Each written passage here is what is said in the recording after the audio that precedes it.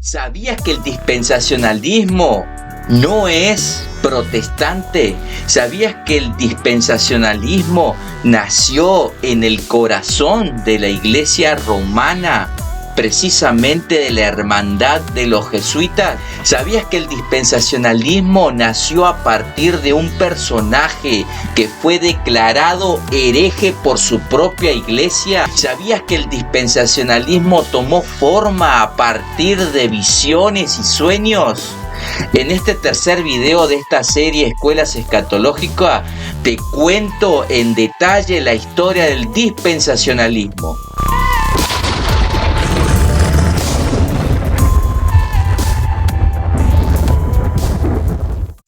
Antes de comenzar con esta historia en detalle, no exhaustivo, pero con algunos detalles de la historia de cómo nació el dispensacionalismo, esta posición escatológica que es relativamente nueva, quiero dejar claro que yo no tengo nada en contra de los hermanos que son dispensacionalistas.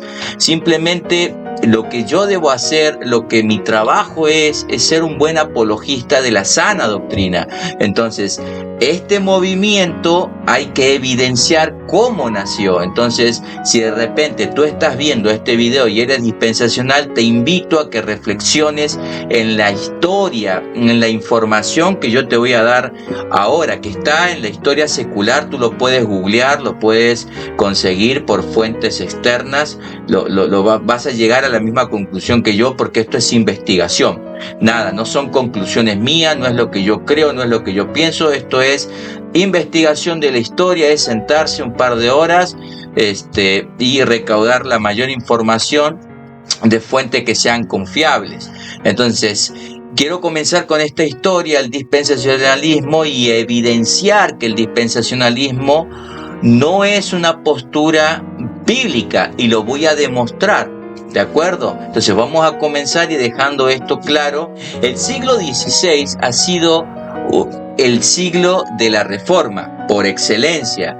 Es el siglo XVI en donde Martín Lutero clava sus 95 tesis en la Iglesia de Todos los Santos, allá en Wittenberg, Alemania, el 31 de octubre de 1517. Es el tiempo donde Ulrico Zwinglio comienza la Reforma allá en Zúrich, en Suiza, por más o menos contemporáneo con Martín Lutero en 1517. Es el tiempo en donde el francés John Calvin, o más conocido como Juan Calvino, aparece en la historia y redacta la institución de la fe cristiana. Este libro que yo hace poco me enteré que él lo escribió y empecé a leerlo. Más o menos lo escribió por el año 1536. Es el tiempo en donde Martín Lutero va a morir, 1546.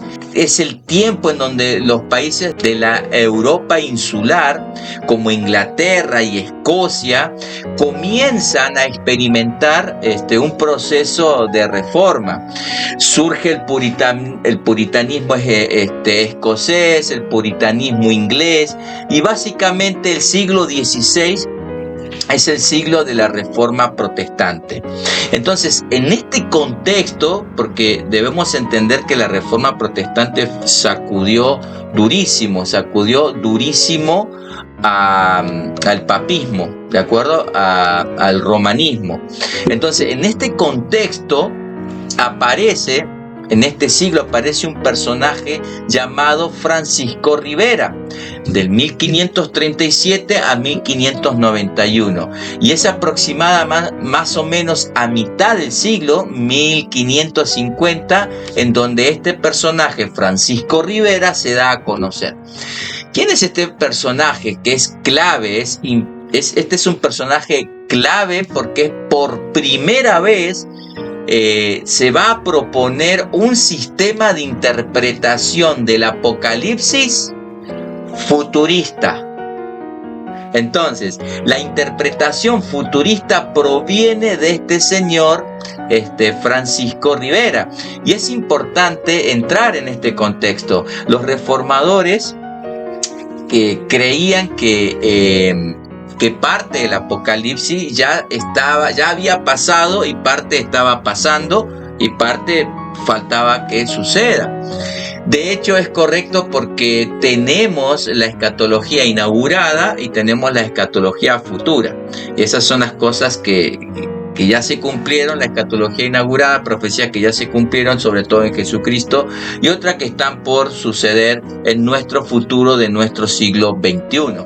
Y es el tiempo en donde los reformadores esperaban el evento que era la segunda venida de Cristo. Lo que el futurismo postula es que desde el capítulo 4 del Apocalipsis hacia adelante es todo en el futuro, nada pasado. Capítulo 1, 2 y 3 ya pasó, capítulo del 4 al 22, nada ha pasado, todo está en un futuro. La mayoría de los reformadores creían, decían, comentaban que el Papa de Roma era el anticristo. ¿Pero por qué? Porque se sentaba en la silla de Roma, que era el trono de Satanás, y esa era la referencia que los reformadores tenían acerca del papado, porque literalmente el Papa estaba suplantando las funciones del Espíritu Santo. Y ahora, hermano, es donde se pone bueno, porque todo esto era como una introducción. La contrarreforma romana, ¿de quién? De los jesuitas. Francisco Rivera, quien postuló que el Apocalipsis del capítulo 4 en adelante es futurista, es futuro. Francisco Rivera era jesuita. Para tratar de frenar ese avance de la reforma, es que Francisco Rivera, perteneciente al romanismo, a la hermandad de los jesuitas, es que propone el futurismo. ¿Para qué? Para frenar el avance o para tratar o intentar frenar el avance de la reforma.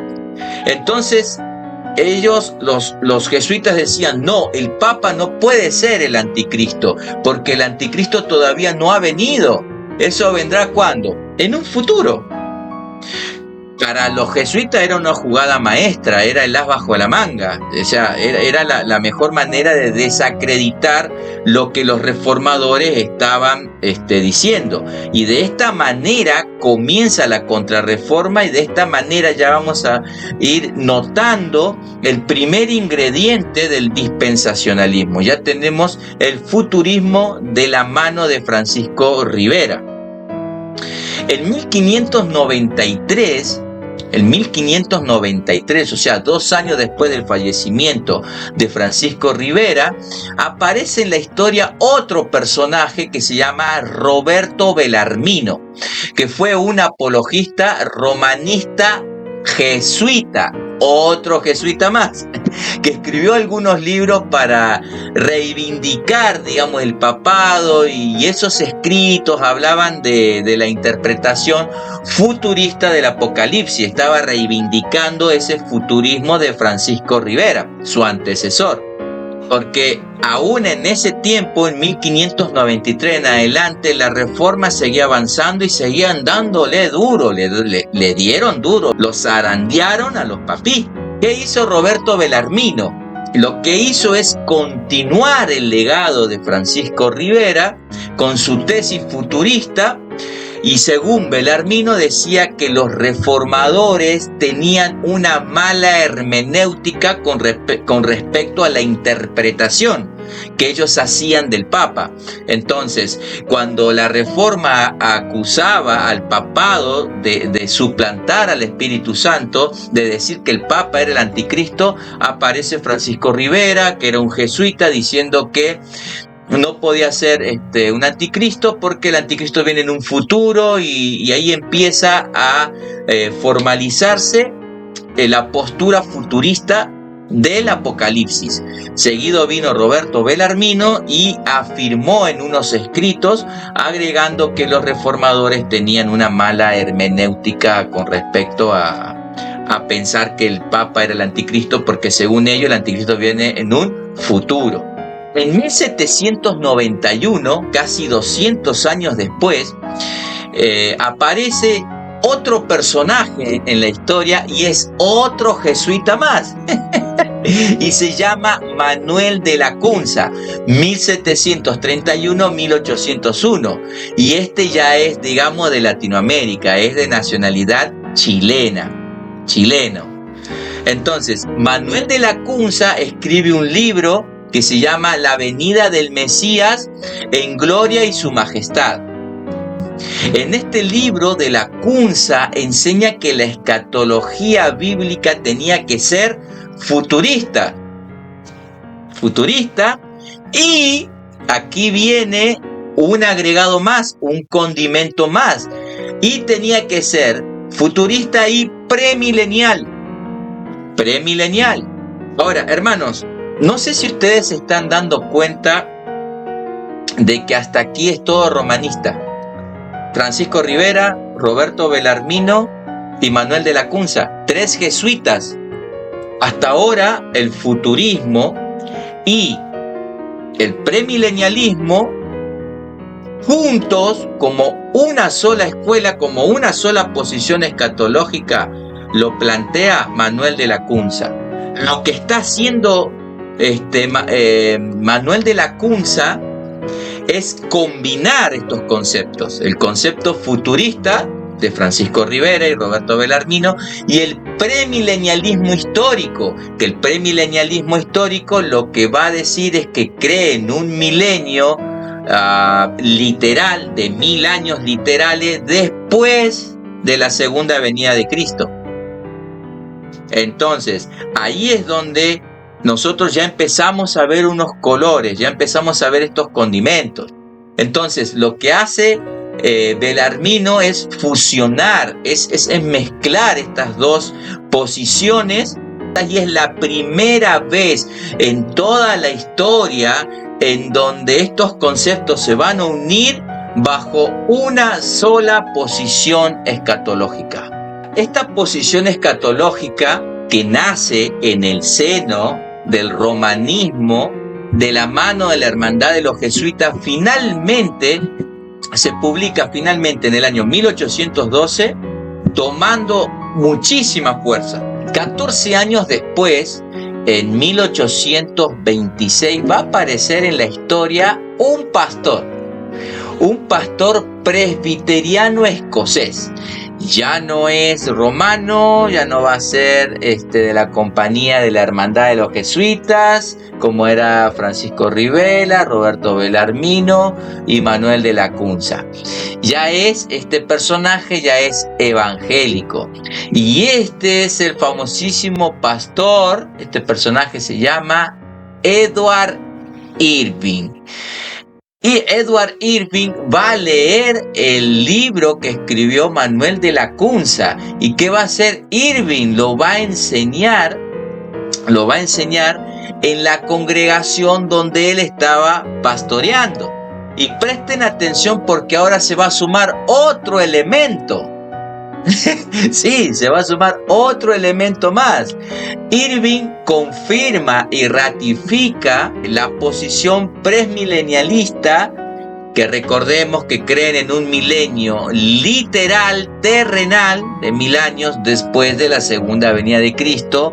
Ratifica el futurismo de los jesuitas y le va a agregar un condimento más. ¿Cuál es? Es el continuismo. ¿Qué es lo que creen los que son continuistas? Los que son continuistas van a creer en la continuidad de los dones milagrosos del Espíritu Santo. ¿Qué significa esto? Que Edward Irving, al ser pastor, al pastorear en la iglesia, en sus servicios principales, lo que iba a hacer era dar lugar, en sus servicios, en sus cultos principales, le iba a dar lugar a las profecías. Iban a tener un tiempo de profetización. Así como lo oye, así es. Y de esta manera ya vamos entendiendo que el dispensacionalismo es un sincretismo, porque ya se están mezclando las posiciones escatológicas de los jesuitas, y ahora Edward Irving, como evangélico, como pastor presbiteriano escocés, lo que va a hacer es poner un condimento más, que es el continuismo. Edward Irving escribe un libro llamado Babilonia y la infidelidad. Y atención con esto, presten atención, porque Irving en este libro va a profetizar, va a pronosticar que la segunda venida de nuestro Señor Jesucristo va a ser en el año 1864. Y ya empezamos con la especulación, empezamos con lo que es la adivinación, porque esto es adivinación. Poner una fecha, la segunda venida de Cristo, es adivinación, las cosas por su nombre. Y en el año 1827, un año después, Irving va a hacer una traducción del español al inglés del libro que leyó de Manuel de la Cunza, que era jesuita. En este libro, Irving va a colocar en el prefacio, en la introducción del libro, lo siguiente, se los voy a leer literal. Dice: el tiempo en la cual ellos estaban viviendo era el tiempo de la restauración de los dones carismáticos, proféticos, el don de lenguas, sanidades y milagros. Para este punto ya se evidencia ya un sincretismo un poco complejo, porque vamos a tener, por un lado, una posición premilenial que cree en un milenio literal, terrenal de 1000 años, después de una segunda venida de Cristo. Vamos a tener un futurismo del libro del Apocalipsis, en donde del capítulo 1 al 3 se cumplió, pero del capítulo 4 al 22 nada se cumplió, todo está en un futuro. A esto tenemos que agregarle lo que es las profecías, las lenguas, los milagros, las sanidades, y como si esto fuera poco, hay que sumarle, y para cierre con broche de oro, una probable fecha a la segunda venida de nuestro Señor Jesucristo. Un año después, en 1828, Irving va a visitar la ciudad de Edimburgo, allá en Escocia. Participó de la Asamblea General de la Iglesia Presbiteriana Escocesa. En esta asamblea lo que va a hacer Irving es aprovechar la ocasión para empezar o comenzar a difundir todas sus ideas escatológicas. Como consecuencia, muchos de sus compañeros aceptaron la posición de Irving, y muchos fueron convencidos por los argumentos que presentó Irving. Pero uno de esos hombres fue Samuel Taylor, quien va a propagar, quien fue el encargado de propagar por toda Escocia las ideas de Irving. Para este entonces, esta postura ya había cobrado mucha fuerza en lo que va a ser Inglaterra y arriba Escocia.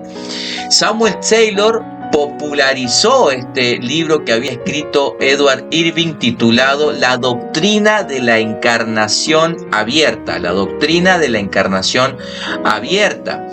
que fue publicado en 1828, en donde dice que la encarnación de Cristo, que cuando Cristo se encarnó, tuvo una naturaleza pecaminosa.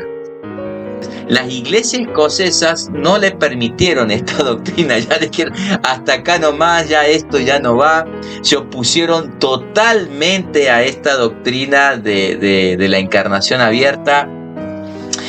Y desde ese momento en adelante, a Irving, o a sus obras, mejor dicho, a las obras de Irving, comenzaron a llamarles las herejías de Irving. Las iglesias presbiterianas escocesas le habían aceptado ya esas ideas escatológicas que él había llevado, pero esta doctrina de la encarnación abierta había superado, ya se pasó de la raya, y no la aceptaron. Y convengamos nosotros, hermanos, de que a partir de ese momento Edward Irving se había convertido en un hereje. Y hasta aquí este programa, queridos hermanos.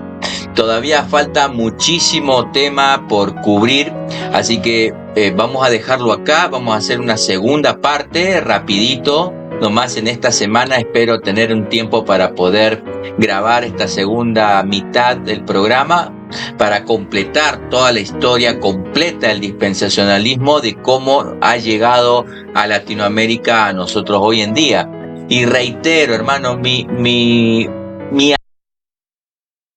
anhelo, mi deseo de corazón es que si de repente tú eres dispensacional, puedas, que este video te toque el corazón, que tú puedas ir, verificar la información, haz tu propio estudio y vas a caer en cuenta, en la conclusión de que el dispensacionalismo no tiene nada que ver con una tradición apostólica, no tiene nada que ver con la tradición protestante.